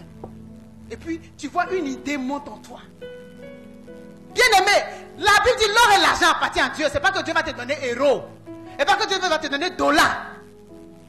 Dans bois, c'est l'argent. Tu bois en bois, tu vas avoir l'argent. Le sable que tu vois là, c'est l'argent. Les gens ont pris ça pour devenir riches, milliardaires. Les feuilles que tu vois, les gens vendent médicaments, puis ils sont devenus multimilliardaires. Quand Dieu dit l'or et l'argent, c'est la matière qu'il a. Il y a l'argent dedans. Bien aimé, quelqu'un s'est coiffé, c'est l'argent. Il prend ta tête de garçon, qu'il coiffe ça comme ça. Il fait sa coiffure à 25 000. C'est l'argent. Mais quand il dit Dieu donne-moi l'argent, Dieu n'a pas fait apparaître l'argent. Parce que pour la banque, il faut justifier l'argent que tu as en compte bancaire. Dieu sait ça. On va dire, tu fais quoi? C'est Dieu qui a créé le monde. Il connaît bien le système du monde qui est établi là. Donc Dieu va te mener à travailler. Toi, tu n'aimes pas travailler, mon frère. Il y a l'argent dans le caillou. Les gens, ça s'est puis casse-caillou, ça devient gravier. Bâcher des graviers, ça coûte combien? Tu as construit une maison, tu as les cailloux que Dieu a mis sur la terre là. Les gens, parce qu'ils ont eu l'intelligence pour faire de ça gravier. Et puis ils sont des multimilliardaires avec. Et quand tu t'assois, tu dis, qui va me donner? Tu prends ton carnet d'adresse. Bien aimé, moi j'ai vu que c'est quand tu as un problème, tu vois que tu connais personne. Tu prends ton répertoire, tu as 200 contacts. Quand tu prends comme ça, lui là, il ne peut pas. Lui là, s'il appelle, c'est ce qu'il va me dire que lui-même n'a pas encore payé sa facture. Mon oncle, lui là, bon, il y a 2 mois, il lui a demandé, il m'a donné ça. S'il appelle encore, bon, le faux en crise, lui là même là. Non. C'est là que tu vois que tu connais personne. Est-ce que tu peux me donner un bon amen? C'est quand tu as un problème là, tu vois que ton carnet d'adresse, il n'y a personne. Et chacun a un problème. Non, c'est quand tu vas voir qu'il n'y a personne dans ton carnet d'adresse, ça te donne une idée. Ça te donne des idées. L'épreuve n'a pas empêché Joseph de manifester le don. Il n'a pas dit comme je souffre trop, je prophétise plus. J'interprète plus songe. Toi, tu sais que Dieu te parle en songe, mais c'est toi, tu mets placali avant de dormir. Tu vas voir quoi? Tu es venu à l'église, le pasteur t'a dit, mon fils, toi tu as un don de vision, don de prophétie. Mais quand tu dors là, gaba 5000, poisson 200. Quand tu finis de manger, quand tu dors, tu oublies tout. Ah, tu es là, t'as drogué. Quand tu te réveilles, tu ne sais plus si Dieu ne me parle pas. Il parle, mais tu manges quoi avant de dormir? Est-ce que tu sais que ça compte? Avant de dormir, tu as fait POC 5000. Et graisse dedans. Quand tu dors, comment tu es devenu pauvre? Mais comment tu vas entendre Dieu? Et à cause de toi, quelqu'un a besoin d'une direction divine, il ne peut jamais avoir parce que le mangeur de porc est là. C'est à cause de toi, les femmes guéries font porc à Abidjan. Est-ce que tu peux me donner un amen ce matin? Amen, amen. Les pauvres doivent mettre en évidence. Pourquoi nous les chrétiens, c'est nous on souffre? Si on est beaucoup à l'église, nous on souffre. Si tu ne souffres pas, toi tu es sûr qu'on te voit à l'église ici. C'est vrai, la souffrance c'est la dimension. Mais on est là parce qu'on a besoin de Dieu. Amen, amen. Mais pourquoi notre souffrance, elle ne nous montre pas Dieu? Ou ne nous montre pas le chemin de la solution? Mes frères, réfléchissons un peu. Pourquoi nos souffrances ne nous montrent pas Dieu? On dit celui qui souffre, il prie. Quand il prie, il va voir Dieu, il va entendre Dieu. Mais nous, on souffre, on prie, on ne voit rien. Soit on prie mal, soit quand on finit de prier, on est distrait, ou on fait des choses. Bien, maintenant que tu ne prends pas conscience, Dieu va mettre des gens sur ta route, il faut te faire des choses. Il a dit, tu vas voir que tu es une personne extraordinaire. Ils vont mettre des foutaises qu'on n'a jamais mis sur toi. Dieu va utiliser ton petit frère, mais qui ne peut même pas te parler. Lui-même qui est le dernier, il dit, il est le 10e. Il va te donner un parcours, non? Tu vas te réveiller. Tu vas voir que dans la maison où il habite ici, ce n'est pas chez moi. Il doit sortir de la cour familiale. Dieu te parle, quitte quelque part tu ne veux pas. Il va utiliser un voisin bizarre. Le voisin va il va te faire quelque chose. Tu vas dire, non, je ne reste plus ici. Ou bien tu viens, ils ont frappé ton enfant. Souvent, il y a des signes que Dieu, il y a des choses qui arrivent, tu penses que c'est parce que les gens sont contre toi forcément. C'est Dieu qui fait ça. Amen. Quand on était dans l'autre maison où on était, le voisin, le propriétaire là, il s'est levé un matin. Après le culte, j'arrive, il vient me dire, bon, à partir de lundi, derrière là, on casse, hein. La cuisine que vous dites, on va casser tout. Quand il a dit ça comme ça là, mon âme, moi, a dit, cherche maison. Quand le pasteur vient dire non, en plus de ça, il vient dire qu'il augmente le loyer. Il dit, papa, je peux qu'on quitte ici. C'est que Dieu veut nous faire aller de l'avant. Il dit, non, attends, quand je serai prêt, tu vas commencer à chercher. On va demander à Sandrine, il n'a pas écouté la force de Dieu. C'est-à-dire, foutaise qu'il a commencé à voir. Introduction de foutaise. Je n'ai pas envie d'arriver dans le développement. Pour dire arriver dans la conclusion. Je me suis levé. Il a commencé à chercher. J'appelle l'agent immobilier ici. J'appelle ici. Sans 5 francs. Donc lui m'a dit d'attendre. Il dit, il y a une force en moi. Il m'a dit, va chercher. C'est qu'il y a un potentiel de Dieu en moi qui peut m'aider à trouver. Je cherche. Je lui ai demandé, tu veux quoi? Il dit, moi, il y avait une maison, je peux avoir bureau. Hein. Il dit, mais habiter, c'est ça que c'est difficile. C'est cher. Il dit, on va trouver. On a cherché. Et puis Dieu a fait un miracle extraordinaire. Alléluia. Bien aimé, j'ai compris pendant que j'étudiais que la foi est un potentiel que Dieu nous a donné. Est-ce que tu sais ça? La foi est un potentiel que Dieu te donne pour avoir des choses que tu n'as pas. Le juste vit par la foi. On n'a pas dit va vivre passer la 100 000. Tu n'as rien, puis tu crois sans douter. Et puis tu vas voir la chose s'accomplir. Là où toi tu te vois là, tu connais personne aux États-Unis. Hein, donc tu allais faire quoi là-bas? Quand on te dit ma soeur, je te vois en train d'aller, moi je ne connais personne. Non? Mais est-ce que tu ne connais pas Jésus? Est-ce que tu n'as pas la foi en toi qui peut payer ton billet, qui peut te donner un séjour? Il y a une soeur que j'encadre. Elle dit, maman, la saison est bonne. Toujours ce qu'elle m'écrit, c'est ce qu'elle met, la saison est bonne. Maman, il faut que je voyage, je dois voyager. Il a dit, mais tu dois voyager, tu es endetté, tu as au moins plus de 7 millions de dettes sur toi. On finit de régler et puis tu vas penser à voyage. Elle dit, non, elle a besoin de vacances. Elle a la foi. Oh. Elle dit, j'ai besoin de vacances, j'ai besoin de m'épanouir. Les problèmes, c'est que Dieu gère. Souvent, moi, il n'y a pas de la foi, mais quand j'ai sa foi là même, la foi, elle dépasse pour moi. Aïe! Elle dit, non, j'ai besoin de m'épanouir, j'ai besoin. Elle dit, maman, et je suis là qu'on va m'envoyer les photos des spas où on va se masser. Elle m'envoie les marques de voitures. Maman choisit, elle dit, je n'ai pas préférence dedans. Moi, en voiture que Dieu me donne, je prends. Elle dit, non, tu dois avoir une marque pour venir, ma soeur. Oui, je suis là. Si Dieu m'envoie Toyota, elle prend. Mais elle rêve grand. Elle m'envoie elle m'envoie des maisons. Elle dit, maman, c'est en regardant, tu vas voir, tu as commencé à rêver. Je dis, moi, tu me connais dans rêve. Si moi, je commence ce rêve-là, toi, mais tu as déposé pour toi. Donc, je ne vais pas me mettre dedans. Pas plus tard qu'il n'y avait pas un mois. Elle m'écrit, elle me dit, la banque mondiale ou bien quoi là, lui a donné une invitation pour aller faire 2 jours au Sénégal. J'ai dit pour aller faire 2 jours au Sénégal. Elle dit oui, tout faut payer. Billet d'avion. J'ai dit oui, ton rêve là, ça se réalise. Elle est partie. Elle m'a filmé les chambres d'hôtel, tout ça, elle m'a envoyé.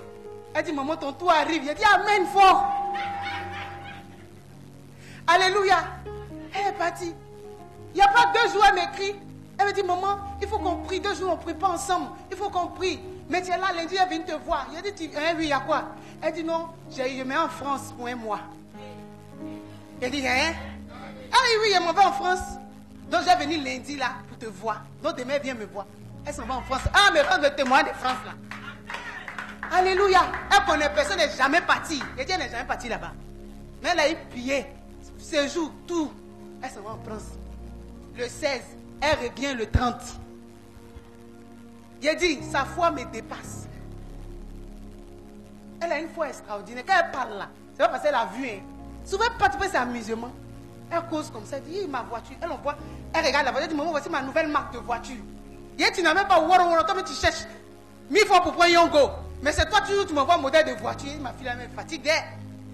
Alléluia. Mais à force de croire en la foi, qui est un potentiel que Dieu a mis en elle, les choses sont en train de se réaliser pour elle.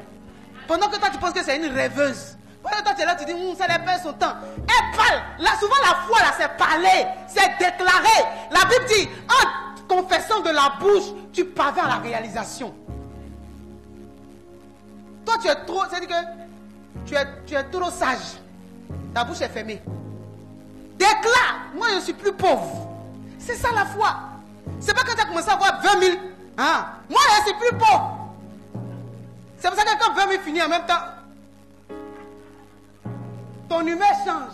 Parce que toi, ton humeur dépend de ce qui est dans ta poche. Mais à cette heure, leur humeur dépend du ciel.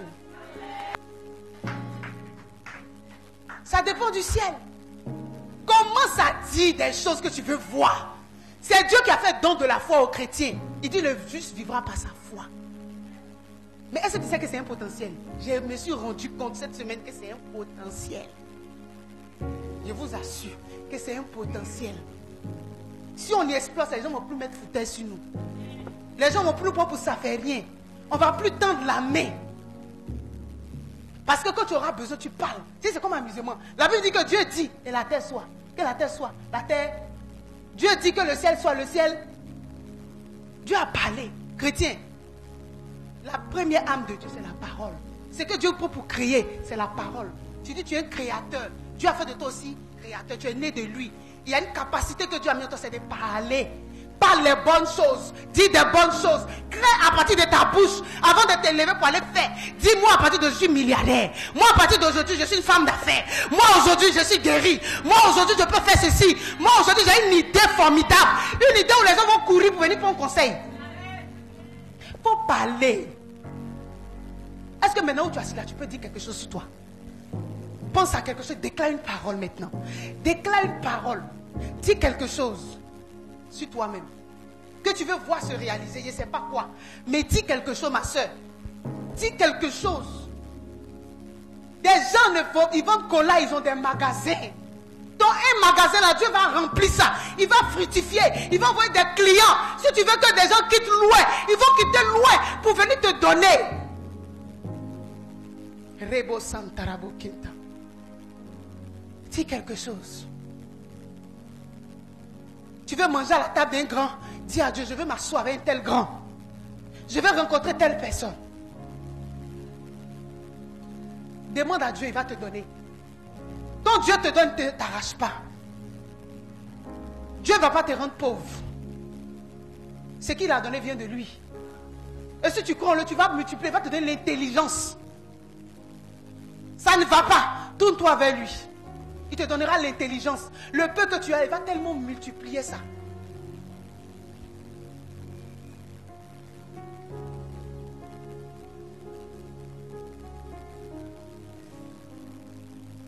Tu as un potentiel extraordinaire.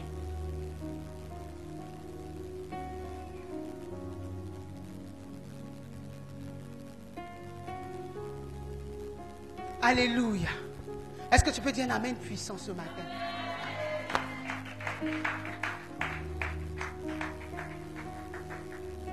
Bien aimé, nous allons prendre l'exemple de Judas Iscariote.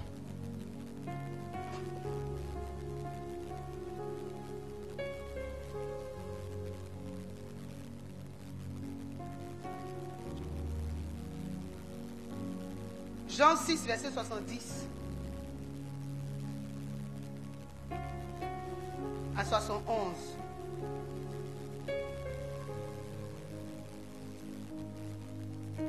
Jean 6, verset 70 à 71. Nous lisons. Jésus leur répondit, n'est-ce pas moi qui vous ai choisi, vous les 12, et l'un de vous est un démon. Verset 71. Il parlait de Judas Iscariote, fils de Simon, car c'était lui qui devait le livrer, lui l'un des 12. Amen. Amen. Il faut prendre Matthieu 26, verset 14 à 15.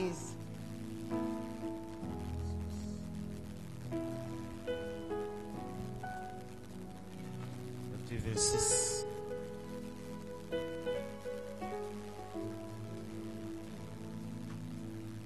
Nous lisons Matthieu 26, verset 14 à 15. Alors, l'un des 12, appelé Judas Iscariote, alla vers les principaux sacrificateurs et dit, que voulez-vous me donner et je vous le livrerai. Et il lui payait 30 pièces d'argent. Amen. Amen. Bien aimé, Judas était l'un des 12 disciples. Il avait accès direct aux enseignements, aux miracles de Jésus. Amen. Il aurait pu devenir un apôtre fidèle et un témoin de la résurrection de Jésus. Il aurait pu être un témoin aussi. Il n'a pas pu voir la résurrection, n'est-ce pas? Pourquoi? Parce qu'il n'a pas pu utiliser ce potentiel. Il a choisi de trahir Jésus, ce qui l'a conduit au désespoir et au suicide. Amen. Bien aimé, l'histoire de Judas nous enseigne que notre potentiel peut rester inexploité lorsque nous sommes quand nous choisissons de suivre l'avidité et les mauvais conseils. Amen. Quand tu aimes l'argent trop, que tu choisis d'aimer l'argent, tu choisis de suivre les mauvais conseils que la sagesse, que d'avoir la foi, ça peut éteindre, ça peut tuer ton potentiel. Judas était proche de Jésus. Il faisait partie des 12. Il avait une proximité avec le Seigneur. Il était très proche de lui. En plus, c'est lui qui gardait la caisse de Jésus. L'argent. Bien aimé, on ne donne pas son argent à n'importe qui pour garder. Quand quelqu'un te donne l'argent pour garder là, c'est que tu es une personne de confiance. La personne t'a mis à un niveau de confiance très élevé. Mais Judas n'a pas vu ce potentiel. Il a plutôt aimé l'argent et il a écouté les mauvais conseils. Très souvent, on aime prêter nos oreilles aux mauvais conseils. Et ça tue notre potentiel. Tu ne prêtes pas ton oreille à là où on va te bâtir. Là où les conseils vont faire naître la foi en toi. Là où les conseils vont faire de toi une personne qui s'accomplit. Mais tu écoutes plus sur les conseils qui t'enfoncent. Tu marches avec un ami toujours qui t'emmène boire. Il te dit les mots, mais c'est là-bas tu es. Comment le potentiel qui est en toi va se manifester? Tu as toujours des amis qui te conduisent dans les mauvaises choses. Mais c'est toujours là-bas que tu vas. Judas a certainement écouté les conseils du diable. Il dit, si tu vends Jésus, tu vas avoir l'argent. Les mauvais conseils peuvent tuer en nous le potentiel de Dieu. Et il y a des gens, malheureusement, c'est-à-dire qu'ils ont l'onction pour donner des mauvais conseils aux gens. Ils ont l'onction pour décourager les gens. Quand tu commences quelque chose, tu dis, oh, toi quitte là, tu dis, toi qui es zélé. On voit où ton zèle va arriver. Malheureusement, on a des gens dans notre entourage, on a des gens autour de nous, dans nos familles, qui ne vont jamais encourager ce que nous faisons. Mais si tu veux écouter ces gens-là, bien aimé, ça va tuer le potentiel formidable que Dieu a mis en toi. Et tu vas rater beaucoup de choses. Judas aurait pu voir Jésus ressusciter comme les 11. Il n'a pas eu cette grâce. Bien aimé, n'écoute pas les mauvais conseils. De peur que tu rates beaucoup de résurrections dans ta vie. De peur que tu rates beaucoup de promesses de Dieu dans ta vie. N'aime pas l'argent plus que Dieu. Parce que c'est Dieu qui élève, c'est lui qui rabaisse. Alléluia. C'est lui qui élève. J'ai vu dans les discours des hommes de Dieu, lorsqu'ils étaient en train de parler de trompe, que c'est Dieu qui fait les rois. C'est Dieu qui élève et c'est lui qui rabaisse. C'est lui qui établit. Ne mets pas l'argent devant tout. L'argent ne fait pas tout. L'argent, c'est cité. On a besoin d'argent, mais l'argent ne fait pas tout, bien aimé. Sinon, des multimilliardaires n'allaient jamais mourir. L'argent ne peut pas payer la mort pour dire, il y a été payé, tu vas me tuer dans 20 ans. Ou bien dans un siècle, tu viens me tuer. Si c'était ça la aïe, c'est que nous les pauvres, on allait mourir. Parce que les riches allaient finir de payer la mort. L'argent ne fait pas tout. Tu ne peux pas payer la mort. Pour dire à la mort, tiens, est-ce que je peux payer pour un siècle? Mais c'est que les Abraham n'allait pas mourir. Et c'était riche. Amen. Oufoué n'allait pas mourir. L'argent ne fait pas tout. Mais Dieu fait tout. Alléluia. Donc n'écoute pas les mauvais conseillers. Très souvent, c'est quand tu n'es pas loin de ta bénédiction. Le diable vient te distraire. Très souvent. Tu n'es pas loin. C'est là les autres te donnent des conseils. Et ça peut t'égarer. Amen, amen. Nous allons prendre un autre cas d'un personnage. L'avant-dernier. Samson. Juge 13, verset 5.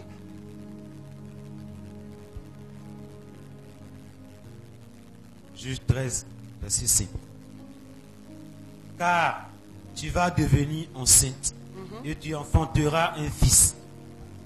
Le rasoir ne passera point sur sa tête, parce que cet enfant sera consacré à Dieu dès le ventre de sa mère. Et ce sera lui qui commencera à délivrer Israël de la main des Philistins. Amen. Amen.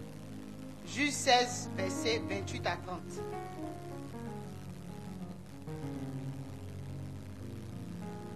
Juge 16, verset 28 à 30.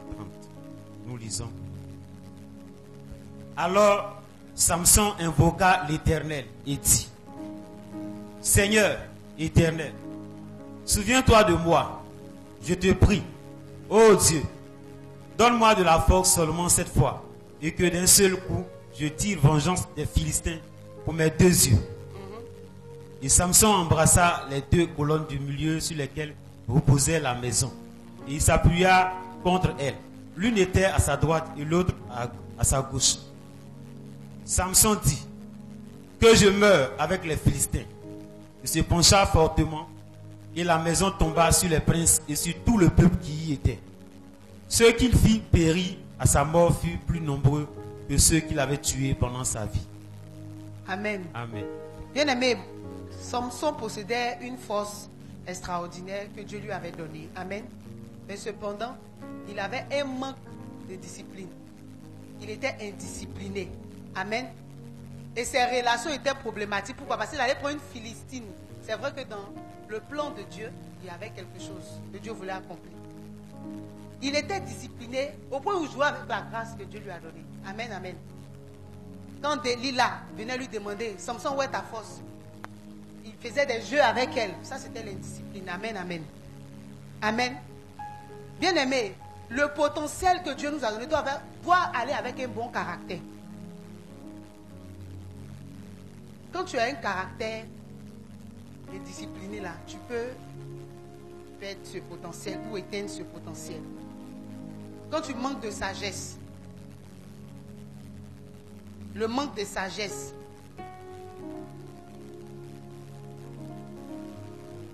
quand ta sagesse n'est pas solide, tu peux ne pas exploiter correctement le potentiel que Dieu met en toi. Le manque de discipline. Est-ce que je parle à quelqu'un? Le potentiel va avec le caractère. Donc quand Dieu te montre des choses, tu dors, Dieu te montre que tu seras un grand prophète. Dieu te montre que tu vas manger l'eau. Si tu n'es pas sage, tu vas aller sur le lac au Caïman, à Yamsokoro là-bas, tu seras mangé. Parce que la sagesse va avec le potentiel que Dieu met en nous. Tu ne m'as pas dit amen. Hein?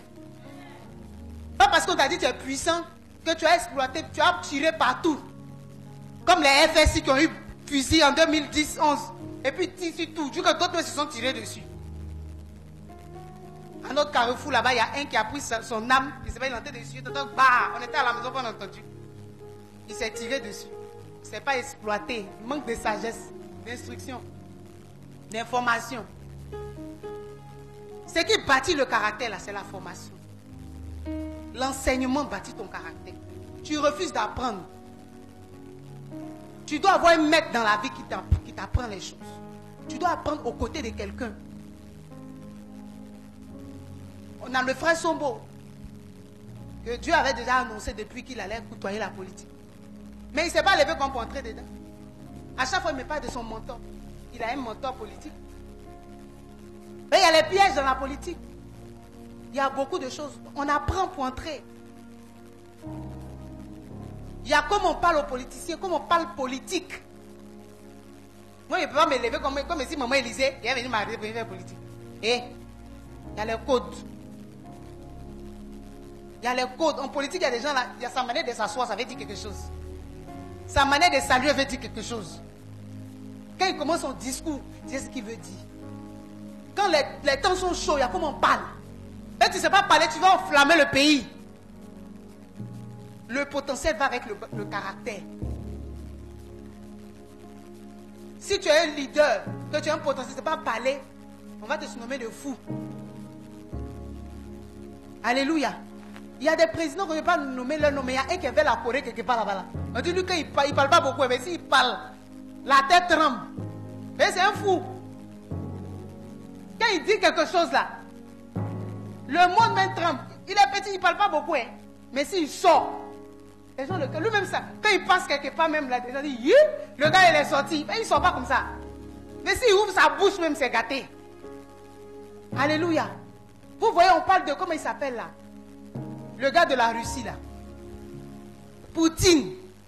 Mais c'est vous voyez, il parle beaucoup. Mais c'est un homme fort, il peut dire une parole et puis tout est fini. Mais il ne parle pas beaucoup, hein. Est-ce que vous le voyez, il parle beaucoup? Le monsieur, mais son visage fait peur. Il ne parle pas beaucoup. Parce qu'en politique, il y a des choses. C'est que ton silence même là, c'est politique. Bien aimé, le potentiel va avec le caractère. Tu ne veux pas être président partout. Qui va te prendre au sérieux? C'est pour ça que quand le président Gbagbo, quand il était président, il avait sa serviette, on dit enlève ça. Un président ne met plus serviette ici. C'était dur, mais il enlevait. Il doit avoir un comportement qui va avec le potentiel présidentiel. Alléluia. Il doit enlever. Il partait payer Bissi-Tebi pour manger. On dit président, on ne fait plus ça. On voit les gens qui sont là. À la présidence, on va briser ça pour toi. Ça ne va pas avec. Bien-aimé, est-ce que tu sais ça? Que le potentiel que tu as, Dieu a dit que tu es une femme d'affaires. Mais femme d'affaires escroc que tu as commencé à faire maintenant là. Ça ne va pas le potentiel là. C'est que quelqu'un, tu as vendu, tu dis marchandise c'est 10 000, mais en réalité c'est 2 000. Hein. Et puis tu as vendu ça. Est-ce que ça va avec? Ça ne va pas avec. Donc le potentiel que Dieu met en nous là, il y a le caractère qu'on doit avoir. Pour moi, je dis à Dieu, il faut arranger mon caractère. Moi, j'aime faire comédie, j'aime rire, mais ça ne va pas. Moi, souvent, j'arrive dans les endroits, ils sont obligés de marcher. Souvent, je vais sortir, puis je me tape, puis je reviens. Alléluia. Parce que ce que Dieu te donne, comportement, il y a une manière d'être qui va avec ça. Amen. Il y a la sagesse qui va avec. Comme quelqu'un qui vient, on vient, tu es pasteur, quelqu'un vient se confier à toi. En hiver, chez les blancs, là, il fait froid. Actuellement, le froid a commencé. À Montréal, même, c'est gâté. On dit 1 degré. Quand c'est 1 degré, c'est comment? 2 degrés, c'est comment? Pour ceux qui sont déjà partis là-bas, tu vas arriver. Tu vas au nom de Jésus. Dis Amen. Quand on dit 2 degrés, 1 degré, cogné, c'est très fort. Hein? Donc, les femmes qui sont là-bas, elles ont les gogo. Oui, comme mon frère Sombo, il est arrivé à Paris. Mon frère Atier, il a oublié. Il faut que ça y est pour ici au match. Il fait petit froid. Il dit qu'il va sortir. Il ne peut pas échapper sur son cou. Quand frère Charles limait son cou là, il allait payer chape. On voit dans photo, il a apporté, j'avais dit, attends, tu peux. Alléluia. Donc là-bas, quand ça cogne, ça cogne. Donc là-bas, les femmes, elles ont leur gogo. Quand elle dit gogo là, tu comprends? Donc elle est venue dire à son pasteur qu'elle est là, c'est gogo. Quand il fait froid, c'est gogo avec. Hein? Le pasteur aussi est venu à la chair. Vous voyez cette maman-là? Vous voyez cette maman? Celle qui prophétise à l'église. Qui fait le truc, elle a le gogo. Ça pour se fortifier pendant le froid.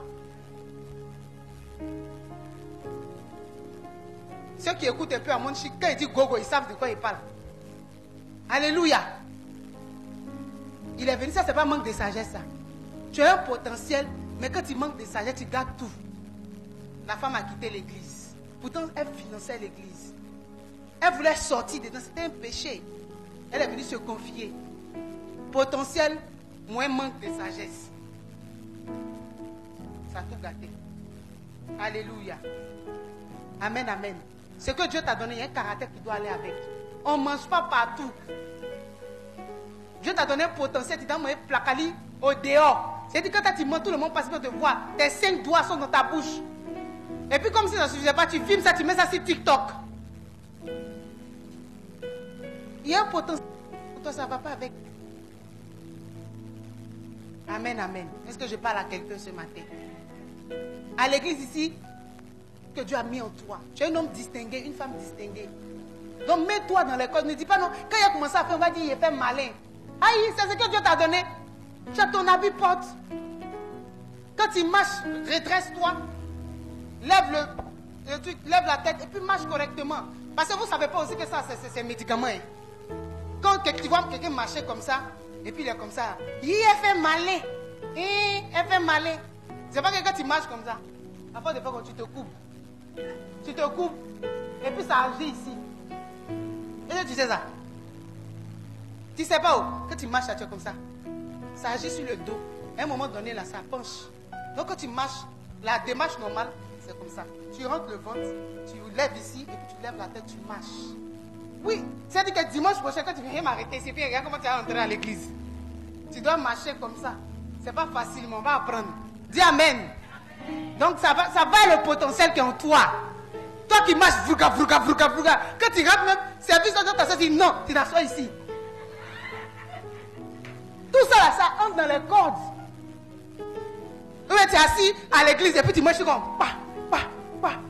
C'est ce que l'orateur dit, les dirigeants font. Toi tu montes ton chougon. Souvent même elle s'oublie, sorti boule. Dieu dit, mais lui là, mais vous voyez celle-là. Est-ce que c'est ce qu'elle a mis en elle-même? Tu rentres dans le taxi, tout ce que tu vois dans le taxi, tu causes un Alléluia. Il y a un caractère qui va être le potentiel qui est en toi. Il y a une sagesse. Tu vois, 2 personnes sont en train de se parler. On ne t'a pas invité. Tu viens, tu vois, 2 personnes sont arrêtées, comme ça en train de causer. La sagesse dit, je me mets à côté, j'attends. Toi, tu as venu carrément. Maman disait bonjour.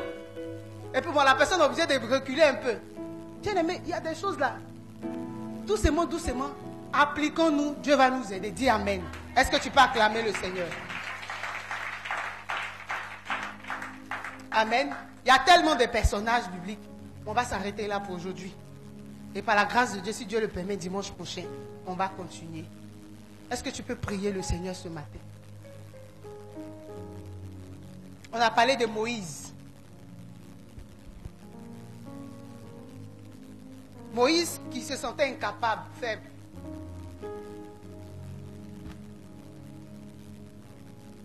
Et malgré ses faiblesses, ses incapacités, Dieu lui a donné ce qu'il fallait pour accomplir sa mission.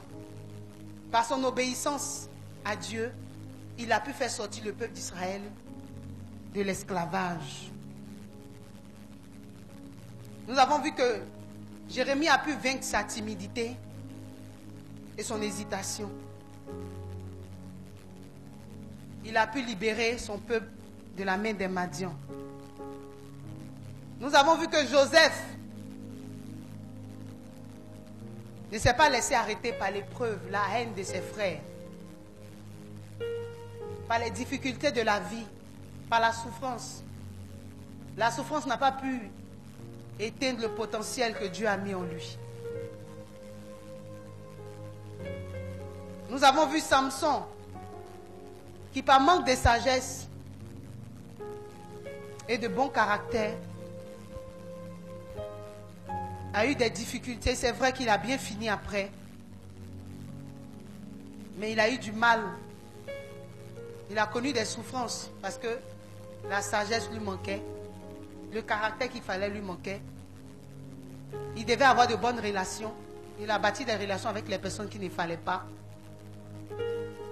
Ça a détruit son potentiel. Mais par la grâce de Dieu, Samson a pu accomplir sa mission. Nous avons vu le cas de Judas Iscariote. Bien vrai qu'il avait une proximité avec Jésus, qu'il a été témoin des enseignements, des miracles de Jésus, il n'a pas pu vivre la résurrection de Jésus. Il n'a pas pu continuer la mission apostolique. Son potentiel a été arrêté, a été détruit par son avidité, son amour d'argent et les mauvais conseils qu'il a reçus. Bien-aimé, prie le Seigneur, si tu te retrouves dans ces cas-là, que tu prêtes très souvent tes oreilles aux mauvais conseillers, demande au Seigneur de t'aider.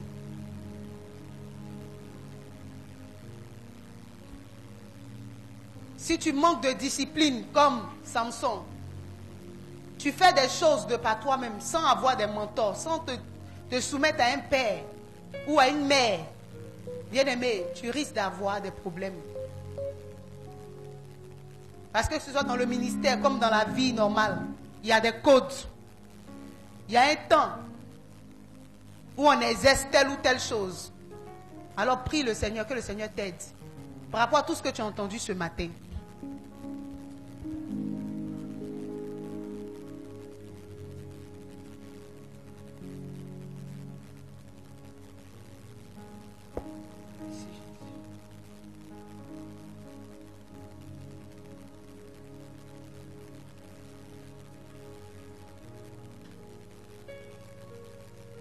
Bien-aimé, prie.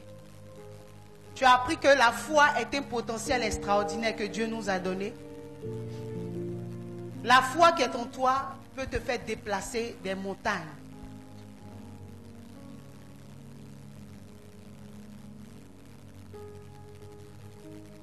Que tu dois déclarer des choses qui doivent arriver dans ta vie. Tu dois déclarer des choses qui doivent s'accomplir dans ta vie. Tu n'as personne, c'est vrai, mais tu as Dieu. Tu n'as personne, c'est vrai, mais tu as Jésus. Tu as la connaissance, tu as l'onction, tu as l'Esprit de Dieu. Bien-aimé, Dieu a mis des capacités en toi. Tu peux préparer.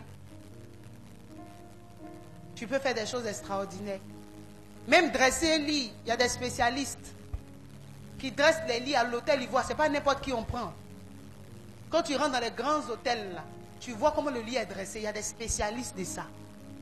Ne néglige pas le potentiel que Dieu a mis en toi. Va plutôt devant Dieu. Dis au Seigneur, attire-moi dans ta présence. Pour que je comprenne bien cette histoire de potentiel là, inexploité. Montre-moi les capacités, les dons que tu as mis en moi, que je n'utilise pas encore. Peut-être par ignorance, par la peur, par le doute. Par manque de connaissance, Seigneur, je ne sais pas ou je ne connais pas. Dis à Dieu, je ne connais pas, je ne sais pas. Ouvre mes yeux, ouvre mes oreilles, ouvre mon cœur. Donne-moi de comprendre et donne-moi de pouvoir exploiter cela. Alléluia. Amen, bien-aimé. Tu peux continuer de prier à la maison avec ces quelques points. Amen, amen.